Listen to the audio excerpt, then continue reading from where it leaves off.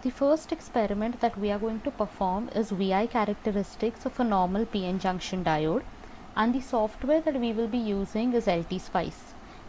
Now when you open LTSpice, this is the normal window that is visible to you. So the first thing that we do is we go to new schematic. When you open the schematic, you can see a grid kind of window that opens up.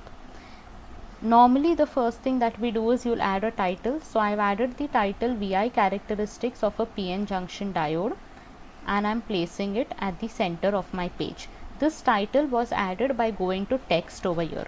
For every element that I'm going to add, I can select the elements from the section that is shown over here. So you have the option of adding a ground, of adding resistor, capacitor, inductor, diodes, and for all components that you cannot find over here, you go to this point that is known as component, which is shown as the symbol of an AND gate.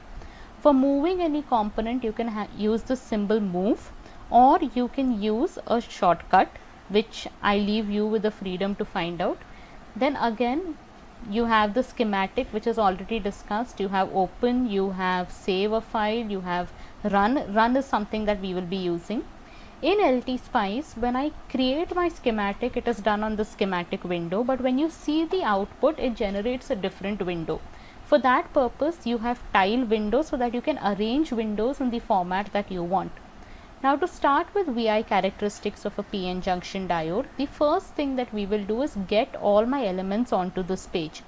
So I get a diode onto the page. Now when I select a diode and get it down, you can see that my cursor has now become a diode.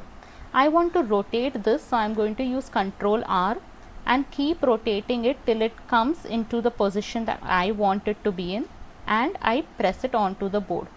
Now when I move my mouse again, I can see that my mouse is still a diode.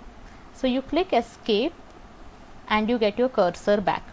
The next thing that I want to place is a resistor. Again escape. After placing a resistor, I want to place a voltage source. So I click on this AND gate. A new window opens called select component window. You come here and enter voltage. It will show you a voltage source. Click OK. You get a voltage source. You can now paste it on your page. Click escape.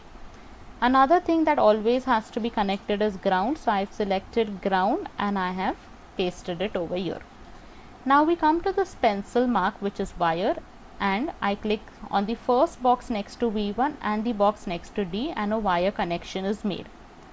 And I keep doing this till all my connections for the circuit are complete. Once all your connections for the circuit are complete, your circuit looks like this.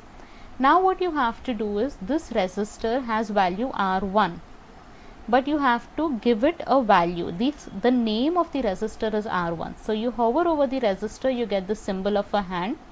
Right click on the symbol.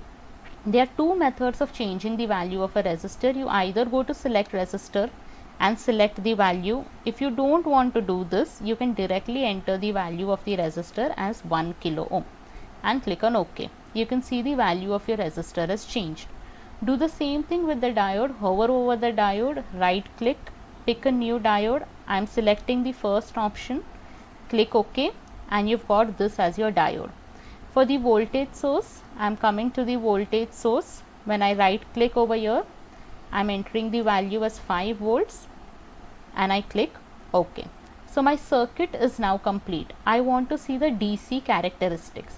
What I'll be doing is, we do the forward bias characteristics first and then we go for the reverse bias characteristic.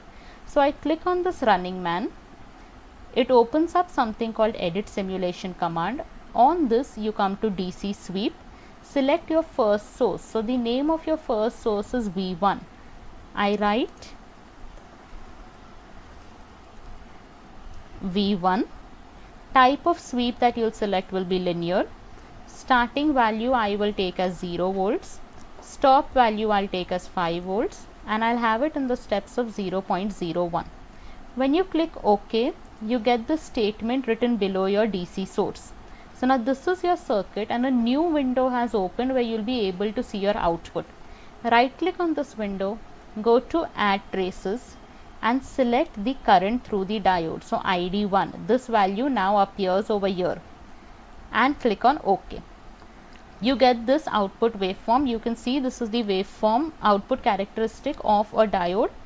Till somewhere around 0.6 volts I have no current, and then after that current starts increasing. This is the forward bias characteristic. You can check this against the forward bias characteristics that you've learnt in theory. If I want to plot the reverse bias characteristics, what we do is come back to the circuit, come to this point where you have dot DC V1 0 and 5.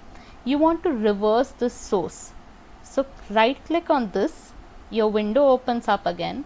Make your start value as -5 volts and you can have the stop value as 0 volts and click on OK. Now when I run the circuit again, I can see 0 volts to -5 with a current in nanoamperes. This is the reverse bias characteristic for this PN junction diode. Instead of turning the battery, what I have done is I have changed the values directly from here so that I can go from a forward bias circuit to a reverse bias circuit. I have not plotted it on a single graph because forward bias had current in milliamps, reverse bias has in nanoamps, so this current will almost appear as 0 if I try to plot both of them simultaneously. You can now save this entire setup. This is for the first experiment, that is VI characteristics of a PN junction diode. The next experiment that we will be doing is using the same diode as a clipper. So all the basic steps have already been completed here. The only difference in the next one would be, instead of using this voltage as a DC source, we will now be using it as an AC source. So that is the only difference that will happen in the next setup.